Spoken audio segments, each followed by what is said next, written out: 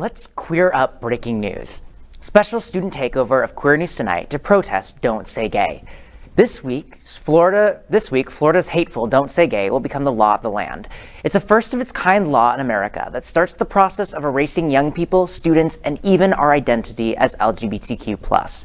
It's designed to push us back into the closet. We will not go quietly into the night. So, this is a special student takeover of Queer News Tonight. This is the news of the LGBTQ+ world, of America, here in Florida, and our own schools and playgrounds. This week has been an attack unlike we have ever seen in our young lives, but there were highlights.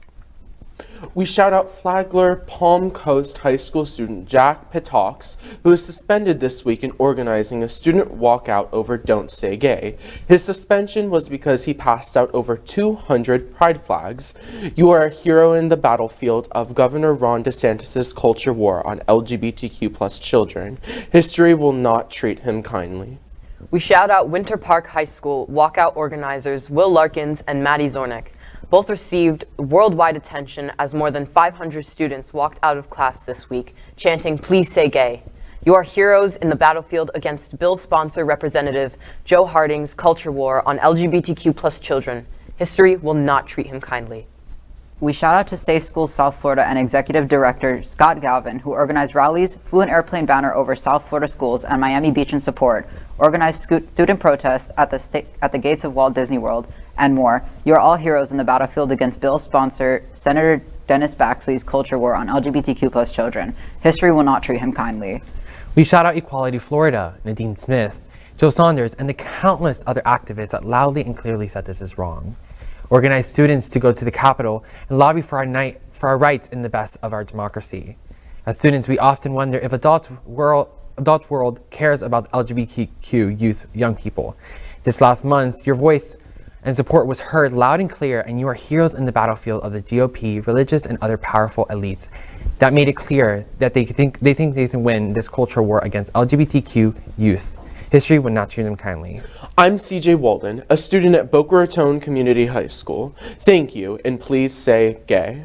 I'm Evan Almanzar, a student at Northeast High School. Thank you, and please say gay. I'm Max Fenning, a student at the University of Florida. Thank you, and please say gay. I'm Oliver Echevarria, a student at McFadder Tech. Thank you, and please say gay. I'm Javier Gomez, a student at iPreparatory Academy. Thank you, and please say gay. We are the future of our towns, of Florida, of America, of our entire world. And this is the historic student takeover of Queer News Tonight. Here is why young LGBTQ+ youth fight. Watch.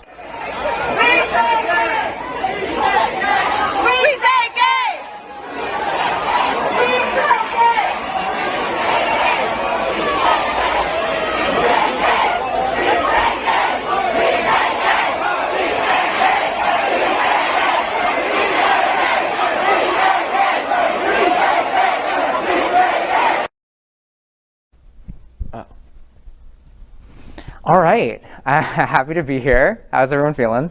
I'm good. Nerve-wracking. Excited. I feel like we can have more to say than that. I mean, yeah. My school participated in the walkout.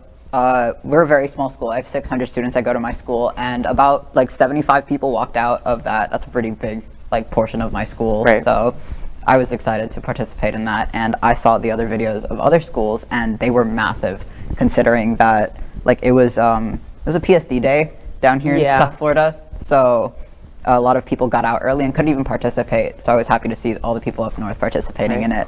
Yeah, my school was one of those schools. We had a PSD day, and I was really looking forward to it. And then the bell rang at 11:45, and we were like, how do we participate in this? So I'm glad so many other schools were able to do it. Right. My school had a Don't Say Gay rally during lunches where I chanted throughout the whole courtyard with the principal's microphone saying, "Gay is okay." I'm ecstatic to be here. Prior to me organizing my own walkout at my school, I was really inspired by Will Larkins' walkout and other schools' walkouts on the prior Thursday. And then on Monday, this week, Monday, I had my own rally, and it turned out really well. We had about 75% of the school come, and I chanted, vote them out several times, and I'm just really, really happy to be here, and I'm really happy to be able to amplify queer voices. Right, I'm glad that we also mentioned Will Larkins. CJ and Javi and I all had the pleasure of meeting Will Larkins when we were testifying in front of the Senate Appropriations Committee about the bill. Phenomenal. Definitely person. an inspiration. Yeah, absolutely. And incredibly fashionable. Ooh. All right. Alrighty. Welcome to Queer News Tonight, the world's first and only LGBTQ plus daily evening news. It's time to queer up the news. It is 8 p.m. Thursday, March 10th, 2022, and we are literally out of the closet and into the headlines. So many of your important stories we are going to tell this evening on Queer News Tonight.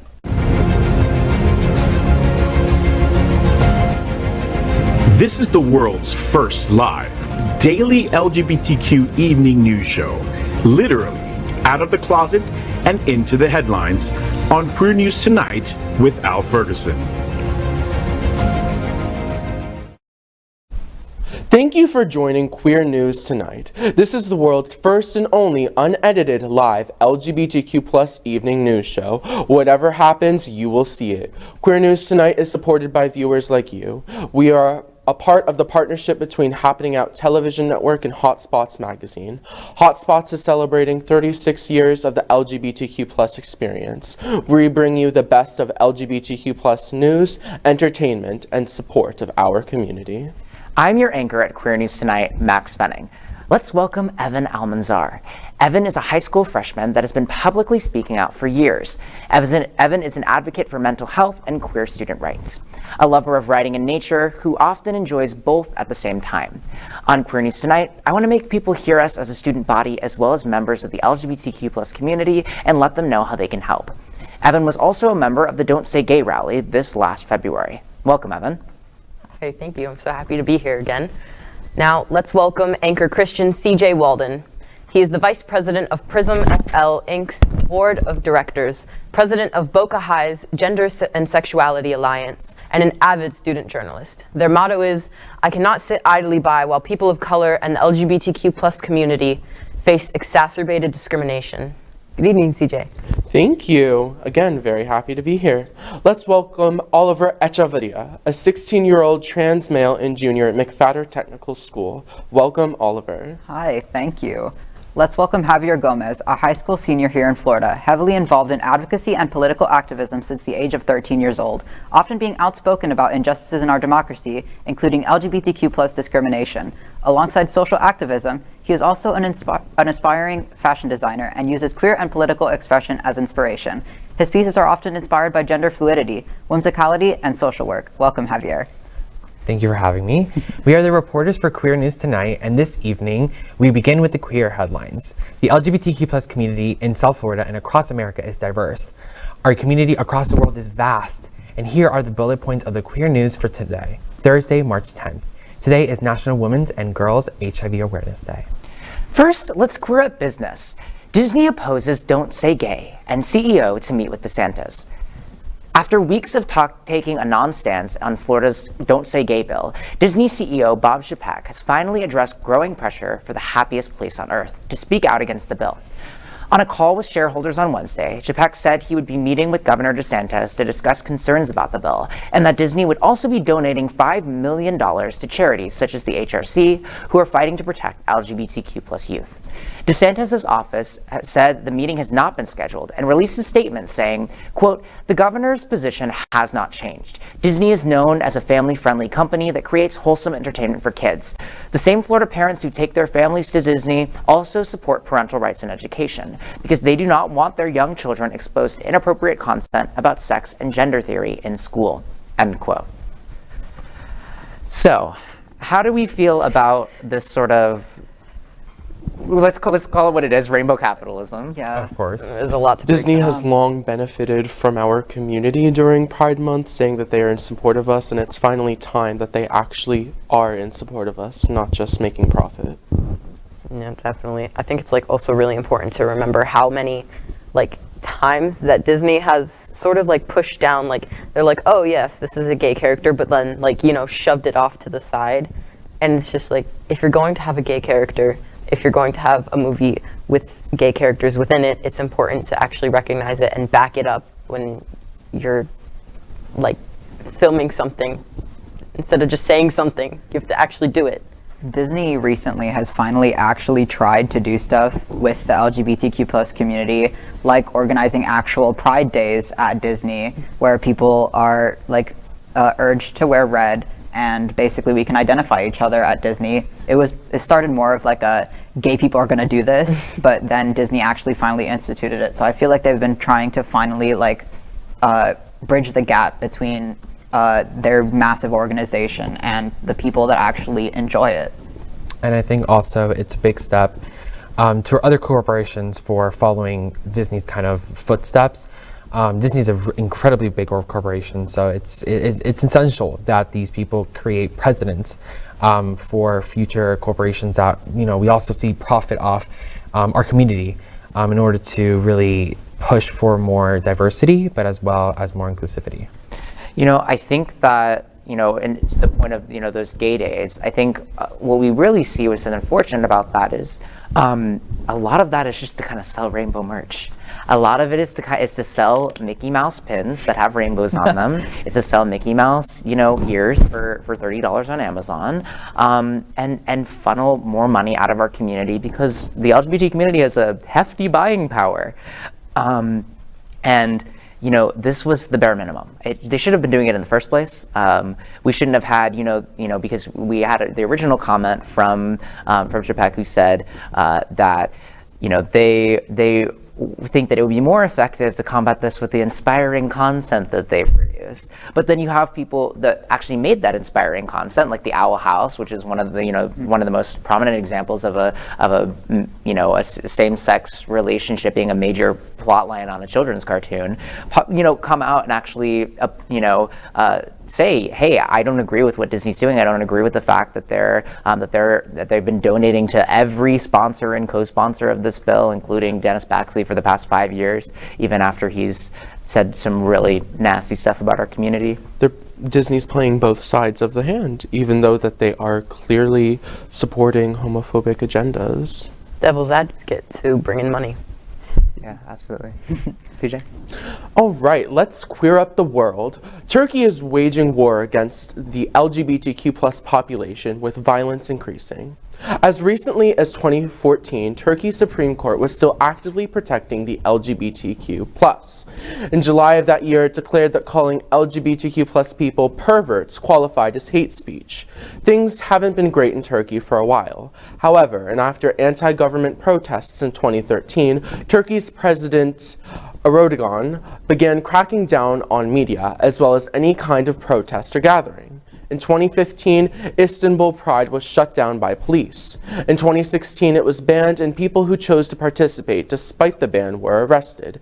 In 2021, Twitter took the rare step of banning a politician when Turkish Interior Minister Suleiman tweeted that 4 LGBTQ+ perverts had been detained for inciting hate. These LGBT+ perverts were actually students at Istanbul's Boğaziçi University, where young people have been protesting President Erdogan's decision to appoint a loyalist with links to his ruling Justice and Development Party to serve as the prestigious university's rector. Oh my. Oh my. I feel like Erdogan and DeSantis would be besties. Mm-hmm. They really would, and you want to know why? Is because he called LGBT people predators, and DeSantis is also DeSantis' press secretary is also called.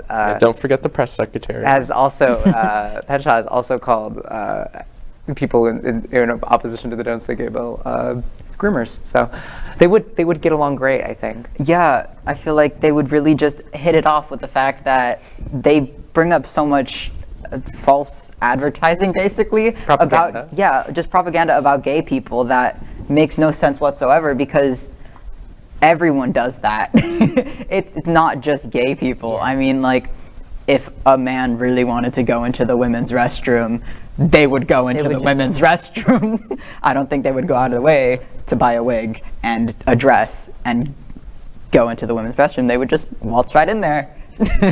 I didn't know that my presence was so threatening. I guess the rainbows might be a little too much, but I'm not going into the men's restroom to do anything. If anything, I'm the one at risk in that room. Yeah. I'm just there to use the bathroom and leave. And it's just the fact that they think that we're groomers. Predators and predator. Who and am I preying on? Grooming is a real problem, and it's not a joking matter for anyone to be bringing up, and to call the LGBTQ plus community groomers is highly offensive. And perverts and predators and all of that. And I think that even what's even more scary is this is just wholly undemocratic. Since 2015, Istanbul Pride and other Pride events throughout the country have been banned. The people who come to these Pride events, which we all know Pride started as a protest, and in many places like Turkey it still is a protest. And to see people getting arrested for celebrating Pride on campus in the streets is scary. It's scary. It's silencing free speech, and we've seen people denounce this as a human rights violation. I think we take for granted a lot of the things that we have here in our home. I think we take for granted. There's LGBTQ plus people face much harsher legislation and much harsher treatment in other countries. And I think we take for granted the things that we have here. Of course, we go through our share amount of homophobic legislation. Yes, we've seen that with the Don't Say Gay bill. We've seen that with the anti-trans bills. But I think we also need to take account into what other countries are facing and how we can able to support queer people there. Just like them, believing that we're pushing our agenda onto them, they're pushing it onto us because they're not realizing how it's going to affect us. Because in the end, they just want to get what they want, and they're not taking into consideration how much of an impact this has on people. Mm-hmm. Right. Evan? All right. It's time to queer up religion. Televangelist asks followers to don't say Chick-fil-A, to free, quote, 100,000 LGBTQ plus souls, end quote. Watch this. We are so excited about the Behold the Lamb fast. It's going to be March 7th through Passover, and this fast is specifically geared toward praying for the deliverance of the LGBTQ community and the prophetic word from Bob Jones that 100,000 will come out of that community and follow Jesus Christ. Wow. We're calling for 40 days of a communion fast. We're going to call people to take communion every day and then lift up the blood of Jesus and proclaim the blood of Jesus over those that are in bondage. Because you see, Passover was when people were brought out of bondage and into freedom. These guys are calling for a 40-day fast. We're calling you to take 40 days, take communion, and command the LGBT community to behold the Lamb of God that takes away the sins of the world. Bob Jones, a great prophet, prophesied years ago that 100,000 LGBT would be saved and transformed. We're daring to believe the prophet. So let's join this fast and dare to believe. Let my people go. Freedom. Come on. Yes, thank you. We hope to have you join with us. Televangelist Lou Engle has had his share of controversy, from advising Donald Trump and Kanye West to comparing civil rights and Nazi Germany. He tends to get passionate about odd subjects. Now he's trying to, quote, help the LGBTQ plus community by calling for a 40-day fast. They suggest different kinds of fasts, such as media fasts, a liquid diet fast, or the, quote, Daniel fast, which cuts fast food and requires a vegan diet during the fast.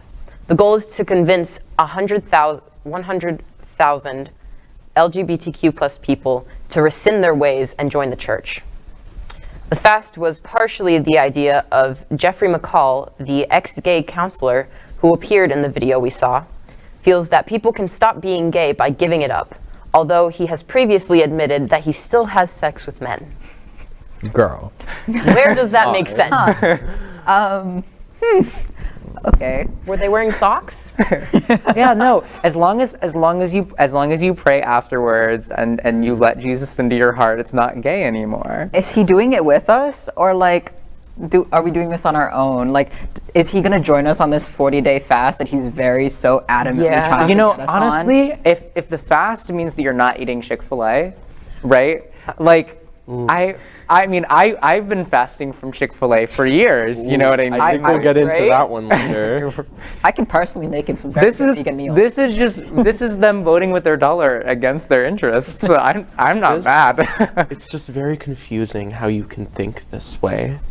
Yeah, not just that, but how are they trying to make it make sense where you're going to have sex with men, but then go pray and believe that you can rescind everything?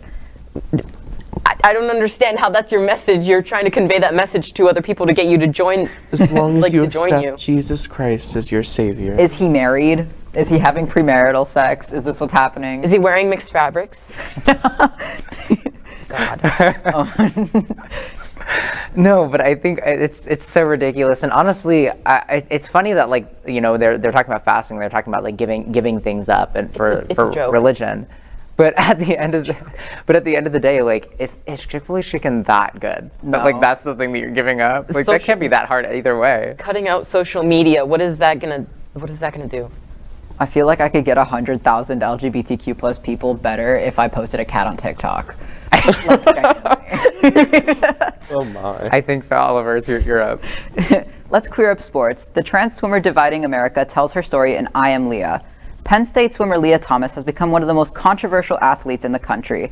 The swimming champion has come under fire by those who don't think she should be able to compete, even some of her own teammates. Thomas is transgender and has dominated the NCAA women's swimming competition since she started competing after transitioning. She has recently opened up about her story in an exclusive interview with Sports Illustrated called I Am Leah. Watch this.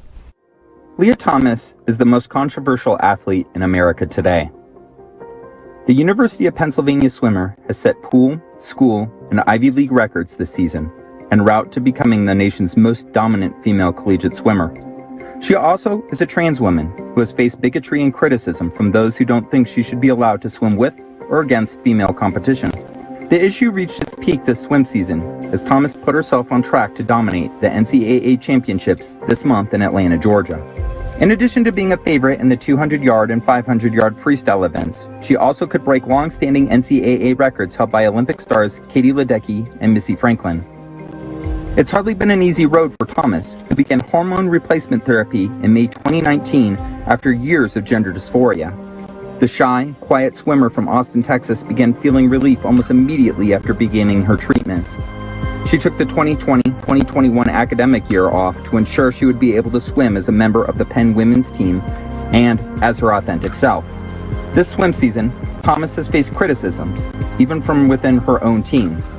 They say her previous puberty gives her an advantage over her competition, that she is denigrating women's sports, that she has treated her competition as a joke. But she insists she isn't thinking about records. She says she simply wants to race against women. She wants to swim as Leah Thomas.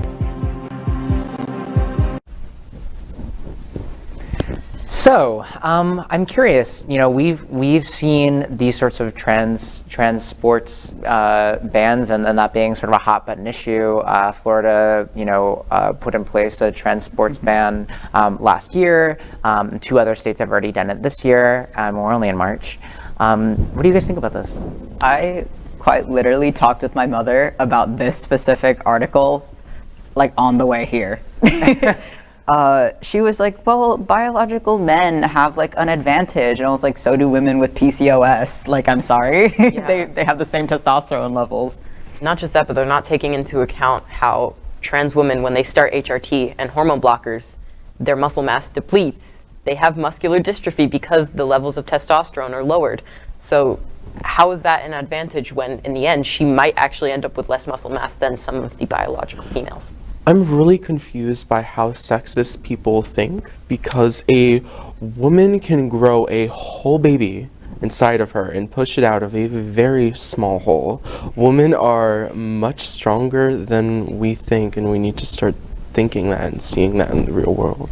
Also, if you're so worried about Leah participating in swimming, then just work harder. That's it. Just work harder. Be a better swimmer. Just be a better. I'm gonna be honest with you guys. I've swam for about 10 years before I quit because problems. But when I was in swimming, it's always working harder. It's always trying to be the best of your competitor. So if you're so worried about Leah coming in here and absolutely dominating because she is iconic like that, then work harder. Like, that's the philosophy. Just work harder, train harder, practice harder, practice longer, and you'll be fine. Don't worry about it. I'm a trans man on HRT, and I know like 3 different women like in person that could probably bench press like 3 of me, and I struggle to bring my groceries up the stairs. So I mean, like, I don't think there's like a fair advantage. Like, there's no advantage whatsoever. She's just better than you. I'm sorry. Like, Exactly. Right, and I think that the other thing that I've seen is just like how disrespectful a lot of her teammates have been. You know, when they started breaking news, and obviously Fox News, which is the bane of our existence, you know, decided to put you know, bring some of her teammates on, and you could tell the entire time they were misgendering Leah, using he/him pronouns, and I was like, and then they're saying, well, I'm not transphobic. I just don't agree that I don't think this is fair. You were actively misgendering Leah. You were definitely transphobic. Let's make that very clear. I remember speaking about her last month when it was just starting to gain popularity, and the amount of little pieces that we had to blur, that like we had to skim over, was because they were misgendering her on purpose. And it's just, I don't understand how you can just be so disrespectful to a person when they're just trying to do what's best for them. They would do it Because they don't care. I'm sorry, you're jealous she's prettier than you. Yeah, right? Sorry. Like, she has nicer hair than you. Are you mad? All right, Javi. All right, let's queer up health. Mexico's LGBTQ youth suicide prevention group shows why mental health is critical. The LGBTQ plus suicide prevention group, the Trevor Project, announced yesterday that it will be expanding its services to Mexico. The nonprofit has been pivotal in providing LGBTQ youths in the U.S. with mental health services, where it estimates 42% of LGBTQ youth and more than half of trans youth seriously considered suicide last year. It hopes to replicate its efforts in Mexico, where its services will be available in Spanish in addition to English. The group also said in a statement that it will be collaborating with local organizations throughout the country to, quote, build on the progress they've made, end quote. Okay, so speaking in experience, I think that this is phenomenal because obviously I come from Latin descent, I'm Venezuelan, and in my household there's been prominence of machismo culture, which, if you guys don't know, it's hyper masculinity, and how a lot of Latin parents praise it. So I know that in, you know, Hispanic households, LGBTQ plus youth are shunned because they're sometimes, when I was younger, I had very feminine characteristics, and my dad literally went to therapy and asked, like, what is wrong with my son? So these things are very prominent in Latin culture. So I'm really happy that this is taking the initiative to really expand to South America and Central America countries to really make an impact on LGBTQ plus youth. Yeah, you know, and I think that we've seen that, you know, in Mexico, the sort of legal rights of LGBT people, you know, in the country have gotten significantly better in many states in Mexico. You know, they've legalized same-sex marriage, and we've seen that sort of on paper, but sometimes putting things on paper doesn't translate into actual real change. You know, it's sometimes it's easier to shift laws than it is to shift a culture, to shift like machismo culture and things like that. And so being able to have this literal lifeline, it's quite literally, it's literally a hotline to provide that sort of support. You know, the Trevor Project does great work in the U.S., and I'm excited to see them do great work in Mexico as well. Absolutely. Definitely. Evan. All right, so next we report on our partnership with Sunshine Cathedral, the world's largest queer church here in Fort Lauderdale. We are broadcasting from our permanent set here at Sunshine in supporting that partnership. Happening Out Television Network broadcasts the largest LGBTQ plus religious live broadcast in the world, as more than 30,000 people watch every Sunday at 10:30 a.m. Eastern.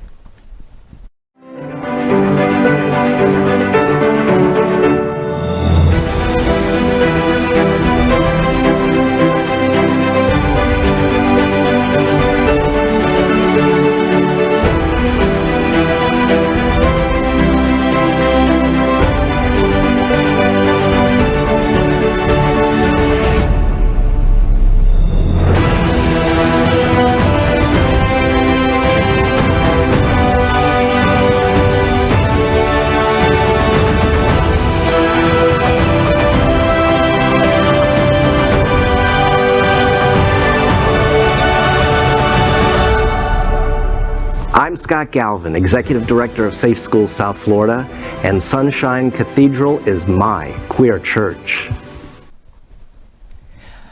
Before we move forward, I wanted to just put out some breaking news that the HRC has actually rejected Bob Chapek's and Disney's donation of $5 million until they refuse to continue donating to the sponsors of this bill and actually enact some more systemic change. But with that, we finished tonight's Queer News headlines with what we call LGBTQ+ flash news. LGBTQ+ flash news. Jussie Smollett sentenced over claim of homophobic attack. The sentencing hearing for Jussie Smollett began this afternoon. Smollett, who is expected to continue to deny his role in the staged attack in January 2019, faces up to 3 years in prison for each of the 5 felony counts of disorderly conduct, the charge filed for lying to police, of which he was convicted. He was acquitted on a 6th count. Smollett, who is black and gay, reported to police that 2 men wearing ski masks beat him up and hurled racial and homophobic slurs at him on a dark Chicago street and ran off. In December, Smollett was convicted in a trial that included the testimony of 2 brothers who told jurors Smollett paid them to carry out the attack, gave them money for the ski masks and rope, instructed them to fashion the rope into a noose, and then told them exactly what to shout when they carried out the fake attack. Smollett, who knew the men from his work on the television show Empire that filmed in Chicago, testified that he did not recognize them and did not know they were the men attacking him. I think it is extremely important that we do not make up false LGBTQ+ hatred stories or homophobic attacks, as that's not what we should be focusing on. Yeah, they're... Harvey?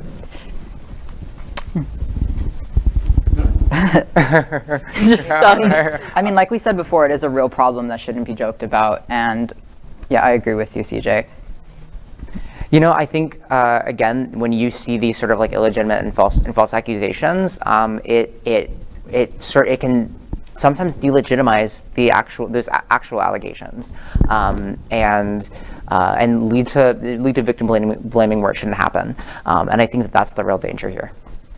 Yeah, I'm sort of like stunned a little bit like Javier, because that just the fact that they're trying to stir up more trouble for us is just ridiculous. Like, what did the queer community do to deserve that, you know?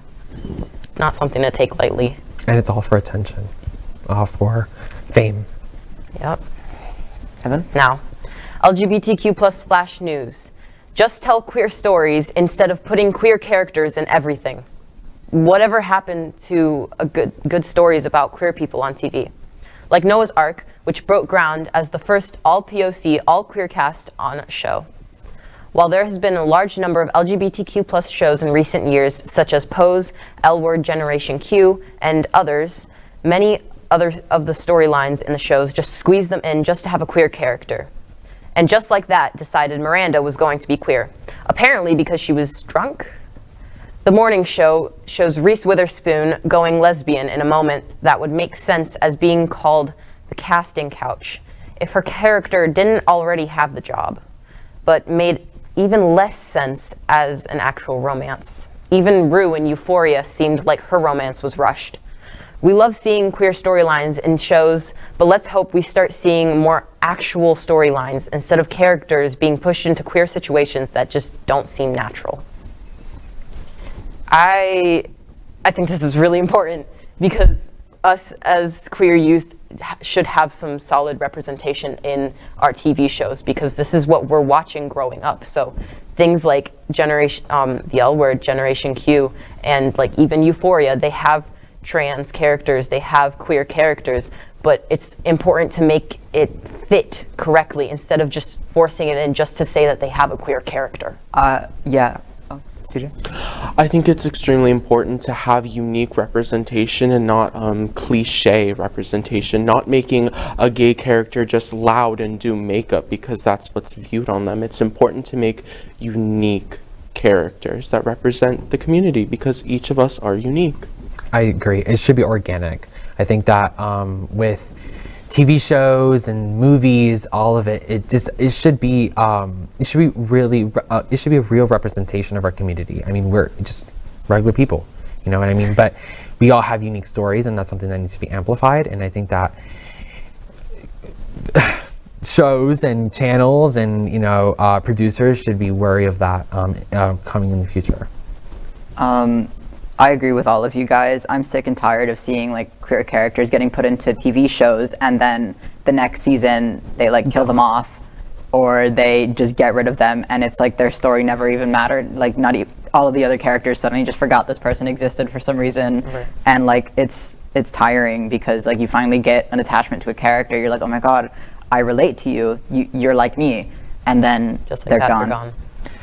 It's the bury your gays trope and a lot of other tropes, and that's why it's important to follow a by and for model. If you're making things for a community or about a community, they should also be made by that community as well, and that's extremely important. Oh, absolutely. LGBTQ plus flash news. Education Secretary reminds DeSantis federal law trumps Don't Say Gay bill. Ron DeSantis has been taken to, school by U.S. Education Secretary Miguel Cardona. On Twitter, the federal official announced that he and his team support the LGBTQ plus children of Florida and would not quietly allow Don't Say Gay to stand. In an attached statement, he reminds the Florida governor that Florida is still just a state in the United States, saying the Department of Education has made clear that all schools receiving federal funding must follow federal civil rights law, including Title IX's protections against discrimination based on sexual orientation and gender identity.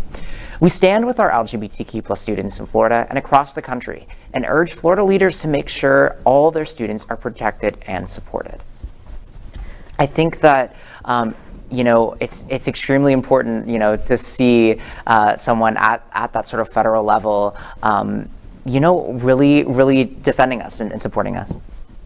Yeah, it's definitely great to see this because I'm a freshman. I have 3 more years of schooling to go through, and I think that if we did stay silent about this, it would definitely cause a bunch of issues because it's not just the parents that are going to get upset about this. We're going to have students who are going to be in like emotional pain because of the inability to speak about who they are. It's important to continue to be loud and proud, and again, having that support from the federal government is crucial. However, if we need to continue the fight all the way up into the Supreme Court, I think that's what we're going to have to do. We will be loud and we will be proud. We're not going anywhere else. Exactly. I definitely agree. I think that even remarks from President Biden, I think that those figureheads that are incredibly crucial to our democracy, I think that getting their support is so essential for our community, but as well, action, or actions speak louder than words. So I would love to see them play on that and really showcase action in the best way possible. Absolutely. I've brought this up like a million times because FERPA protects our privacy as students, and also like the whole don't ask, don't tell thing. Like, is it just going to override it? Like, do they just decide that FERPA doesn't exist anymore, or that our Title IX rights just, threw them out the window like they did like all of our other rights? So it makes no sense. Yeah. Yep. LGBTQ plus flash news. Religious freedom versus LGBTQ equality has Supreme Court shut down. Queer News Tonight has previously reported on 303 Creative versus Elenis, a case of a Colorado graphic artist who is seeking the right to post that she will not design wedding websites for gay couples due to her religious beliefs. She says that designing gay wedding websites would, quote, compromise my Christian witness and tell a story about marriage that contradicts God's true story of marriage, the very story he is calling me to promote, end quote. Both refusal to design websites for same-sex couples and posting a refusal to do so violate Colorado's law prohibiting sexual orientation discrimination by businesses that are otherwise open to the public. The Supreme Court has said that they plan on hearing the case in a very limited scope of the government's ability to limit artists, but many are afraid this will become a gateway case to allow discrimination. If people are happy together, just let them have a wedding. Right. That's my thing. If everyone deserves to be happy and everyone deserves to have a nice, beautiful day where they marry the person that they love. And I don't understand how one person's life actions blends in so much with a religious belief. Like, I understand you have these religious beliefs, but you also have to respect other people's lives, because being queer is not a choice. Neither is falling in love. CJ? Absolutely. I would like to definitely say that we must continue to be who we are, and if someone doesn't want to support us or design a website for us and turn away our good money, you know what, that's their choice and that's their decision, but we cannot just be discriminating on people for being who they are. Exactly. And I also think that, point blank period, if you have a business and it cannot cater to everyone, don't have a business. Just shut down. Like, just shut down. Because if you have the opportunity to cater to everyone, if you open this business you obviously open it for profit, but as well, this business is supposed to really cater to everyone. It doesn't matter what business it is. It can be dessert making, it could be website making, it can be whatever. If you cannot actively support a community, or if you cannot cater to someone, just don't have a business. It's like, it's just like, it's my point. It's like going to the same route of, if you have kids and you can't support them because they're queer or they're trans or they're non-binary or whatever, then don't have kids. It's that simple. Yeah. Just do not do it. It affects them in the long run, and your business is gonna flop, period. So this is like that cake all over again. Yeah. And we all know how that cake went. The person lost. So like, if they have to do it again, I'm sure that they will do it again. Right. So in Masterpiece Cake Shop, the cake maker actually won that case. And it's because, and a lot of it, and what this hinges on is, and really what the discussion is and the fear is, that this hinges on, is this a service or is it art? Because you can't force someone to make art that they don't agree with. And obviously art is still technically a business that people make money off of. And that's really the thing, is designing a website, is that art or is it a service? And that's really what I think that this is going to hinge on, and sort of open the floodgates. LGBTQ plus flash news. Anti-LGBTQ war expands as Tennessee offers their version of Don't Say Gay. A Tennessee Republicans Majority House Committee approved a measure Tuesday that would ban all K-12 public schools from using textbooks or materials that, quote, promote, normalize, support, or address LGBTQ plus issues or lifestyles, end quote. The bill sponsor, Representative Bruce Griffey, seems to be taking offense at the First Amendment restrictions that stop the government from promoting religion as his basis for the bill. Griffey told Nashville's ABC 24, quote, I think most parents would like the sexuality of our children to be left to our parents in the home and not part of the curriculum. And the vast number of parents also feel like materials that promote LGBTQ issues and lifestyles that should be subject to the same restrictions and limitation that there are on religious teachings that are not allowed in our schools, end quote. This is just a straight up no promo homo law, even less mask than Don't Say Gay. What I want, the people in Tennessee to understand is, you're not going to be able to enforce this law, because at the end of the day, if you're trying, you cannot ban discussions of homosexual lifestyles, because homosexuality is not a lifestyle, and therefore a homosexual lifestyle does not exist. Exactly. And I think it's also important to really notice how they're saying that they're doing it for the children, to protect their children. They're giving the parents the power, but I think back to my childhood, and if I was taught any little thing about queer history, or even just queer people in general in elementary or even middle school, instead of having to figure it out on my own, things would have been better. It would have been easier for me. And I think just them trying to really strongly limit everything that we learn in schools is just going to backfire. They're not thinking it through. Being gay is not a choice. Being transgender is not a choice. And it's especially not a choice that your parents get to make for you. Tennessee is following a horrible precedent set by Florida's governor that you can silence and make the LGBTQ plus community go away or disappear. But we've been here for hundreds of years and we aren't going away. And not even that. Adding on to that, sorry. I think that also like I mentioned when I went up to testify, I said that like we won't be suppressed. You can continue suppressing us, but human nature, individualism, and identity is something that you cannot suppress, and that's something that we're often teach in school. And also, I find it really weird that they want to ban homosexual lifestyles, but they talk freely about heterosexuality and marriage and love in these younger grades. And I find it weird. I find it very, I find it hypocritical, because like heterosexuality is a sexual orientation. So it's strange. It's very strange, and it's just kind of it's not. They don't even try to mask it anymore. You can tell it's anti-gay and anti-trans rhetoric. Oh, whoa. Yeah. I remember in kindergarten when all the girls and all the boys would come together and we would all play house. And of course, all the people would fight on who got to be the mom and the dad. And for some reason, it was always two boys that ended up winning, playing mom and dad, and then everyone else would be the dog and the 76 kids. So like, are they gonna ban little kids playing, not knowing any better? Or are they going to let their like libraries go barren because of one mention of an LGBTQ plus character, or like even like a message about like a pride festival that went on that this main character attended or something? Right. I just have one little thing to add, though. I think it's very interesting how they will show straight characters in the media all the time. They can kiss all they want, or a little boy can go kiss a little girl on the playground. How is that not forcing it on us? That's still showing us and exposing us to human sexuality, which, as we know, is a spectrum. It's time to just embrace it. Exactly. Okay.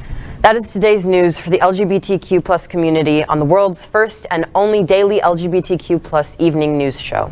Is our community important to you? Then help us by liking and subscribing. Ring the bell for updates. Share this news with your friends and family. Post this broadcast in the many groups you are a member of. Tonight's stories about our community deserve the attention of your family and friends. Queer News Tonight is the only live LGBTQ plus digital television show that the world is out of the closet and into the headlines. We need your support. If our community is to grow, we must tell our stories and bring them to the attention of the broader world. This is the only place in the world that tells these LGBTQ plus stories in motion and sound. That is the passion of Happening Out Television Network and Queer News Tonight. I'm your anchor, Max Fenning, and on behalf of these LGBTQ plus reporters, the anchors of Queer News Tonight, including Evan Almanzar, Christian CJ Walden, Oliver Echeverria, and Javier Gomez, we will see you daily at 8 p.m.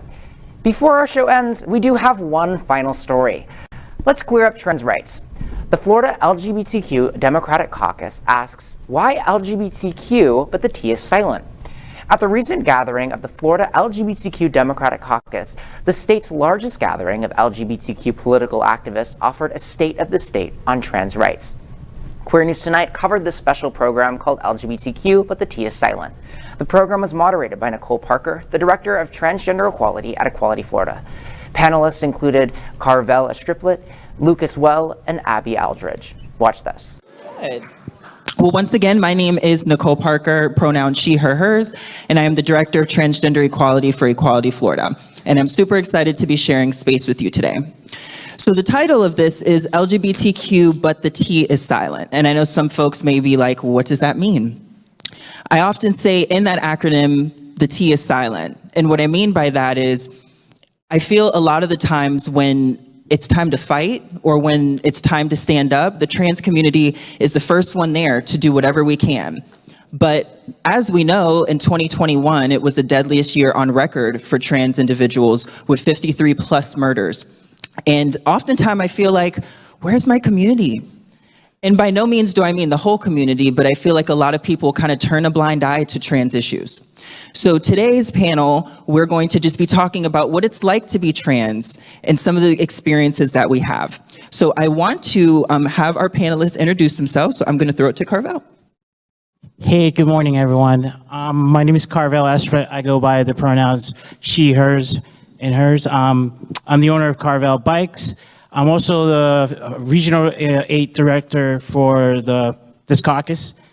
And also I'm on the Wilton Manors Community Fair Advisory Board. And I'm glad to be here. Awesome, thank you. Hello, everybody. Good morning. My name is Lucas Wheely. I use he, him, his pronouns, and I'm a trans man. I came out in the Tampa Bay area about like 12 or so years ago, and there really wasn't a lot of resources around. So I helped create the resources that exist here today. I worked at Metro Inclusive Health and created all of their trans programs for about 6 years, and now I work in diversity, equity, and inclusion. Thanks for having me. Good morning, lovely people. It's so nice. Can I just say it's so nice to be up here and see all of your smiling faces. Everybody's open. It's fantastic. My name's Abby Aldridge. My pronouns are they, them. I'm a mental health therapist operating here out of Largo. I did my student internship at Metro Inclusive Health, and I'm involved in the local community. Awesome. Well, thank you all so much. So I'm going to start with you, Carvel. Can you talk about your journey to living authentically? Oh, wow. Like they say, everyone has their own story. Well, it's going to be 12 years. It's going to be 12 years since I started on this journey. But I feel like it's longer than that.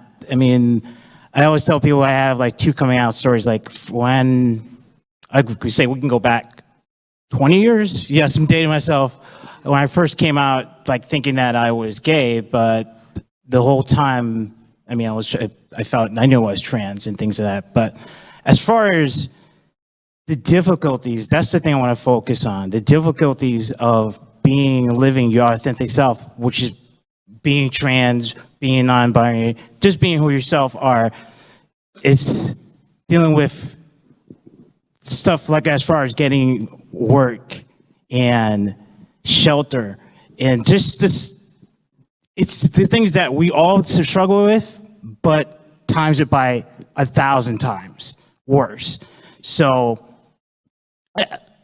for me, like, I remember even going back, I'll use my experience working in the bike industry. When I started working at Performance Bikes, I had to prove myself that I was a mechanic. And the reason I'm using that is not because I proved it by the bike, just to prove that I was a valid person. You should employ me.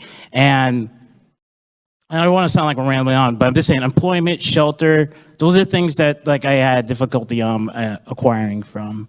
And that's why I added that. No, thank you so much for sharing that. I don't think people understand that when it comes to trans and non-binary people, especially when it comes to shelters, a lot of folks would rather sleep on the street than go to a shelter. Yeah. So think about that. Think about you have an opportunity to go somewhere, but you would rather be on the street than face the discrimination that you could possibly face in shelters.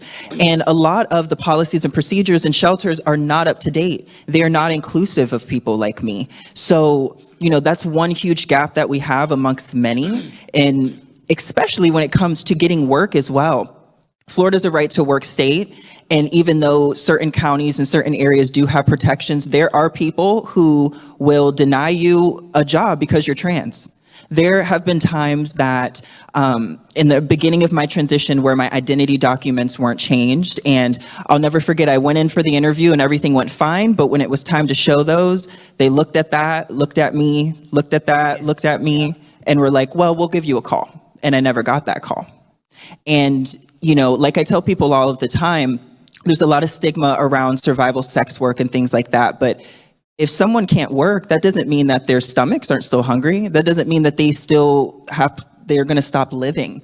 So at the end of the day, these are just a few of the disparities. And I thank you so much for bringing that up. Yeah. Can I just add on too, like what you just said, like housing, like I just read a story a couple of days ago, like there's the New York City Housing Authority have a shelter specifically for trans individuals. And this shelter, basically named after Marsha P. Johnson, has terrible conditions. And this is a nonprofit that's supposed to help us. So when like I said, what we can do for the trans community, it's all the basic needs. And when I heard that story about that, this is a nonprofit named after Marsha P. Johnson, a trans icon, and they have terrible, horrible conditions. They have people who have a shelter. If you have a shelter, animal like service animal, they would deny you in there like that. There was all the residents or were on there were getting stigmatized and being attacked. So yeah, this ain't shelter. It's everything. Absolutely. So Lucas, what was your journey to living authentically? Yeah, so the biggest hurdle I had in coming out was I came out about 12 years ago as well. So, and when I came out before that, I had come out as just, I guess, a lesbian liking women, and that alone was shunned, and I wasn't allowed to talk about it, and it was a big deal in my church, and my mom literally just said, do not talk about this, wouldn't accept or acknowledge that I was, had a girlfriend or anything like that. And then when I came out, when I moved out, I waited until I moved out because I knew I would probably be either kicked out or even worse. So my family really rejected that for almost 7 years, and to the point where when I graduated college, I was doing this work, being paid to do this work, creating resources that we needed and that other families needed, and working with families to help them not be like mine. And my family was still completely rejecting the fact that I was a man and would not call me my name, had never said my name, not once, would not use my pronouns, and we were going out in public and, I'm looking like this. So it was very uncomfortable, and really it got to the point where it was toxic for me to be around them. So I ended up having another older couple who I now kind of call like my second parents. They said, Lucas, come live with us. So fortunately, I was able to go live with them in their mother-in-law suite until I was able to reach a point where I could afford to live on my own. And so that was really hard for me, really difficult for me. And ultimately, something around that time, I think, mainly creating that distance from my family and kind of giving them that ultimatum that, hey, I've worked this whole time to meet you in the middle, to accommodate your, discomfort with who I am, and I can't do it anymore. And so ultimately they ended up coming around. So I do have a happy story there, but there's still a lot of trauma with that. And in just like, they act like they're, these amazing people because they allow me to be in their life as who I am, right? But ultimately, they're not supporting me, right, or advocating on my behalf, but they think, they can pat themselves on the back. So love my family. They're nothing, they're good people, but, they didn't have the resources that they needed to support me or to know how. And so, they were doing what they thought they had to do to protect me. And so by telling me, no, you cannot be this because this is wrong, right? So my whole church rallied against me. I was kicked out of it. I was not allowed to come. I was in so many things in that church, and I was completely removed, not allowed to come to that church anymore. Meetings all about me, like how are we going to change me? So it was a big mess. So fortunately, I did not experience being homeless. I had someone who was able to take me in. But working at Metro, like Carvel said, I had so many clients who, were experiencing homelessness. It was really honestly difficult sometimes to go to work and take those calls because it's really, it took a real toll on my mental health to know that there really are not any resources that exist that I could provide them with that were going to give them, subsequent housing. And so that was really difficult, but I did. Almost all of our clients at Metro would refuse to go to a shelter. And I'm not going to lie, I would often, stay up at night wondering if, the next day they were going to, be there at the appointment with me, because that's the reality of the world that we live in. So. Thank you so much, Lucas. What about you, Abby? What was your journey to living authentically? So there are some that could say that I'm not. And let me preface that by saying I am out personally, I'm out professionally, amongst my colleagues and peers. Everyone knows who I am. They know that my pronouns are they, them. They know that I'm trans and genderqueer. I am out with my spouse, my husband, and my friends. But unfortunately, because of my family, because of where I come from, I grew up in West Central Illinois. When you think podunk folks from the backwoods, that's my family. Quite literally, I grew up on a working farm in Illinois. So I come from an immense amount of privilege, being white, being raised in an upper middle class home, having access to higher education, and yet I am only 2 generations removed from active members of the KKK. So, yeah. So I can't be out to my family because it is a matter of life and death.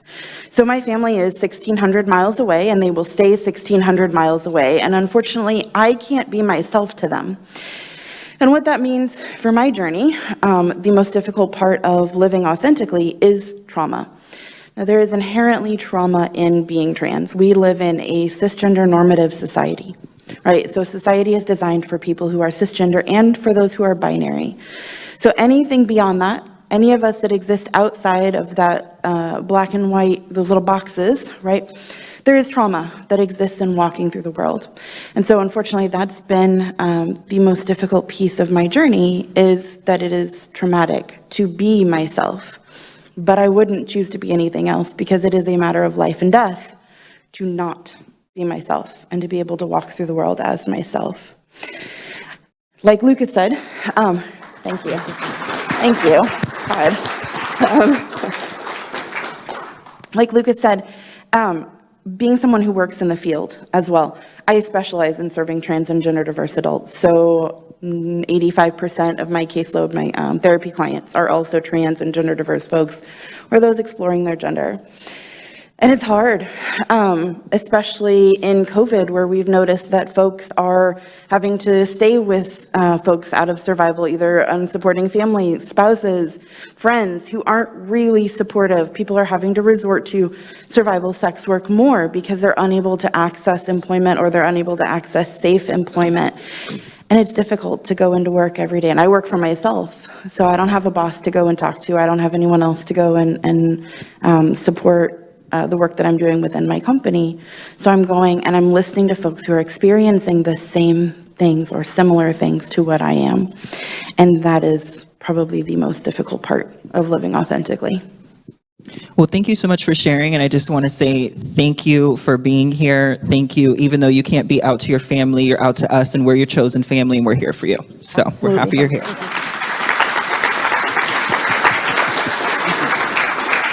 So as we see this slate of anti-LGBTQ bills, one particularly, the license to discriminate in healthcare bill, I want to ask my panelists, starting with you, Carvel, what has been your experience accessing healthcare? Because I know for trans and non-binary folks, it gets real tricky. So what has been your experience?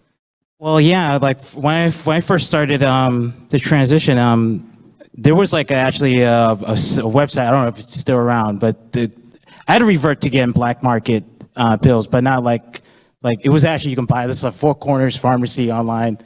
Yeah, you remember, so like that. So, but this going back to piggybacking about services, like even there's certain nonprofits, like I'll call them out, AHF, that when I first started coming out, it was difficult to just even get an appointment, or even when you finally do get the appointment, you try to get the pharmacy. I don't want to disparage that organization. They're a great organization, but I'm just saying there should be more of that. And then my personal experience was, it took me to be my personal advocate to get through care resources, HF, and then setting those appointments. But I know plenty of girls that they don't want to go through the red tape. They don't want to go through the bureaucracy. They just want instant result, and that leads to a dangerous road to, you can understand, like black market surgery, stuff like that. So every aspect of our lives is affected.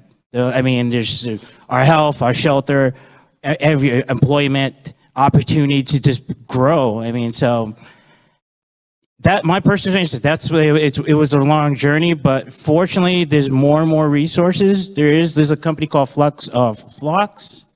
Yeah, you heard of them. Yeah, Flux. They're a good company. I'm not trying to plug them or anything like that, but I'm just giving you an example that there's a lack of resource, and healthcare is one of them. What about you, Lucas?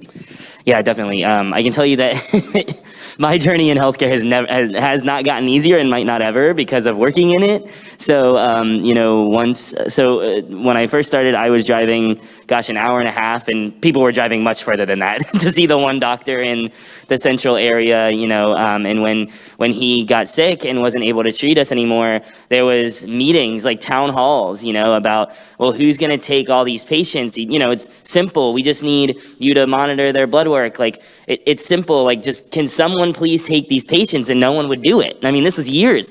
I went 3 years without my blood work even being drawn, and they were just refilling my prescription, which is fine, and I needed that prescription, but I ended up having some major health issues because my testosterone ended up being way too high. And, I had health issues when I was a very healthy person that could have been managed, right? Could have been avoided, right? And I'm sure others were just not being able to get access to their prescriptions at all.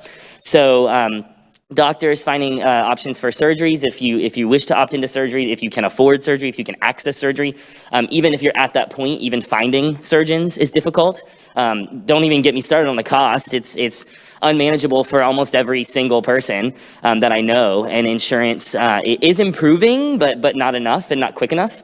And even if you have insurance that covers XYZ, getting XYZ covered is very challenging. So I used to help our clients navigate all of these processes, and it was very challenging and very frustrating for them. So that being said, I have a really great doctor now whom I love. He's like the only doctor that I know that I can see outside of people who I worked with before or at the time worked with and wasn't able to see. And then the biggest challenge for me right now is mental health care. So finding a therapist who I can see, obviously I can't go to Abby. Abby's like my best friend, right? I can't go to anyone that I worked with at Metro. I can't go to, so, finding a therapist who's going to be able to treat me, but understand me and be respectful and really know who I am as a trans person has been nearly impossible, especially when my insurances keep changing, right? So very grateful to have insurance, but it's a big hurdle, right? So yeah, my challenge continues, unfortunately, because of working in the field and having that like conflict of interest, right, added on because of my relationships with working with all of these providers. But for people in general, the community in general, it continues to be an issue regardless. No, thank you so much for sharing that. Can I just add on to some of what Lucas was saying? You know how you begin, you said there's even when you do get healthcare, my personal experience was you even get the reverse type of discrimination. I mean, for me, where you don't get the labs and you don't get your medicine. You don't get, like, I personally have experienced that countless times where I went for labs and they're saying, oh, we didn't get your labs, or your labs got lost or something like that. And it's not like just once or twice or thing of that, or getting denied prescriptions too. So that's even another hurdle too, being a Black trans woman too. So you have health discriminations, and it's coming from in every aspect. And then top it off, you have transphobic. Mm-hmm. Yeah, so getting hit on every side right there. So, but I just want to add that. I just want to add a quick example that I forgot that's important, I think, is I've had doctors, like a doctor who was fully capable of monitoring my blood work. I started to go to her to do primary care. I'm just going to say this. Her husband was on our board at Metro when I worked there. And she said to me, I can't do your hormones. That's too exotic. This was like just a few years ago. I never went back to that doctor. She also was uncomfortable when I had my shirt off, as she instructed for me to get in the whatever for a physical exam. Physically uncomfortable when she walked in the room and I didn't have my shirt on. Like, I'm a man. like every other guy would have their shirt off. Why were you uncomfortable with that? So, yeah. No, you both bring up a great point. It's competent healthcare. Competent healthcare providers and medical providers. It's one thing to say on your website that you can care for trans and non-binary people, but can you truly? Do you understand us? Do you understand the care that we need? And a lot of folks really don't. So thank you so much for bringing up those. What about you, Abby? So I can speak to this from two sides, both as a healthcare provider and as a genderqueer person who has sought care. And my husband is also a binary trans man, and I have his consent to share that as well. In a nutshell, it's been a nightmare. As a genderqueer person, I exist in this very strange liminal space where I can walk through the world and access cis spaces if I need to, even though I'm visibly queer, like there's something queerish going on. I can still walk through those spaces if I need to. That being said, I've been to medical providers who said, well, I have to treat you as your assigned sex at birth, as an excuse to not use my pronouns, as an excuse to not respect me. Obviously, I know that as my providers, they need to know my assigned sex at birth, they need to know what organs I have, they need to know what my hormone balance is in order to effectively treat me. That is not, however, an excuse to call me she, he, it, patient, which was an experience I had this past year with a provider here in the Tampa Bay. Now, much of trans healthcare, we find our providers through word of mouth. Who's been safe? What's been your experience? How are they with binary folks? How are they with non-binary folks? Do they actually provide hormones? Are they operating on an informed consent model? Or do you have to jump through $500 worth of hoops before they'll actually provide you care? And so this provider, who misgendered me in so many flourished ways, was actually a well-known provider in the area who had been vetted by folks by word of mouth. He's actually my husband's provider. My husband, who is a binary trans man who walks around with a beard, who gets called boss in public, which is adorable because he's 5'2". Yeah. Gets treated respectfully, is called by his name and pronouns by this provider. The provider doesn't have a problem. What he has a problem with is me, because I don't fit in a neat and tidy box. I've also had this experience with dental providers. Now, as a dentist, you really don't need all of that information, like, just deal with this. But what we know about dental care is that our dental care is incredibly important for our neurological care and our cardiac care. If we're neglecting our dental care because we don't feel safe, we don't have a dentist who is safe, or in my experience last year, you have a dentist who quite literally misgenders you 20 times in the span of 10 minutes, while you are laid back in the chair and they are looming over you, it makes you want to avoid care. It makes it feel as though those healthcare circumstances are not safe. So that has largely been my experience, as well as having providers who, for my husband, said, oh, I'm trans affirming. They and put it on their website. And we went, and our experience was absolutely traumatic, absolutely horrible. And I was put in the position as his spouse and as a healthcare provider to have to advocate on his behalf for him to get his needs met. And Lucas can attest to this. He was there through the process. It's a nightmare, truly. Speaking on the healthcare side of things, it's also a nightmare for those of us who are trans healthcare providers, because our NPI, the national provider number that you're given as a provider, they only offer binary options, and they conflate gender and sex. So they only give you the options to select M or F. Even though in Florida we don't have an X option for gender marker, for folks in states who do, they don't have the option. They still have to select a binary marker. Many things auto-populate off of this. So for example, I'm in the process of applying for insurance panels. Those insurance panels automatically populate as female. All of the information populates based on my sex assigned at birth. And for those folks who do have access to change their gender markers, what that means is as they're becoming a provider, as they're trying to take insurance, because let's be real, most healthcare isn't affordable, and they're trying to increase accessibility for their community, they are further being traumatized in the process of trying to increase accessibility. So it is flawed on both sides. Oh, Abby, thank you so much for sharing that. I'm going to switch gears a bit, and I'll start with you, Carvel. Do you feel the LGBTQ community as a whole stands behind us trans and non-binary people? Oh, no, that's kind of a tricky question. I say yes and no, and we can do better in this room too. My personal experience is that in my community in Wilton Manors, that it is there. We're trying. There's a undertone of, I will say, racism a little bit towards Black trans. And I won't say which only. I'm just saying from my experience with that. But it's been, when I say subtle racism, subtle, there's discrimination that I face, such as like when you go to, like, even going out to the club where you have people just snark or say, oh, here's the girls. There's this, I don't know what we're talking about, but you can add Lucas for that.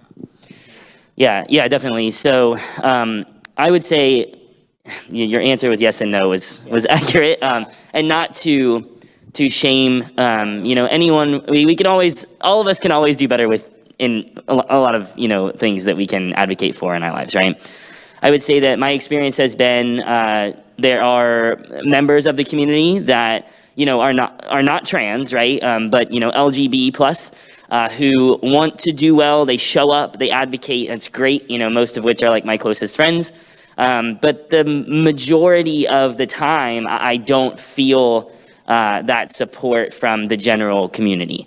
I have had many experiences where even at like large events or, things like that, there is very inherent like transphobia, just lack of inclusion in general. There are prides, not mentioning any prides, but there are several that are extremely, extremely whitewashed, pretty much all cis gay men, like we need to do better, we need to acknowledge, right? Like the grand marshals that we're acknowledging, they need to be diverse. We cannot continue to just, acknowledge the white gay male who owns a business, right? That's fantastic. But there are people doing this work like Carvel, right? And I didn't even know you own your own bike shop, right? That's huge, right? Who should be grand marshals of events like this? So that's just one example of something that I'm that's irritating my brain at the moment with something. But in general, I think that we all need to do, there is a space that needs to be held, that needs to be represented by the rest of the community to come in and say, this is not okay. We are losing our siblings, to violence at astronomical rates, increasing every year. And the trans community alone cannot stop that. And, we've been fighting for ourselves, and we always are fighting for ourselves and advocating for ourselves because we don't have another option. But we need the rest of the community to back us up because we are a large and strong and proud community, right? So we need more people to show up and to support and to have our backs, right? I want to piggyback on that, on the having our backs. So there are opportunities that folks oftentimes don't realize. So great example, in this event, are the bathrooms gender neutral? Because if not, that would put me in a position where I would have to choose, where do I go?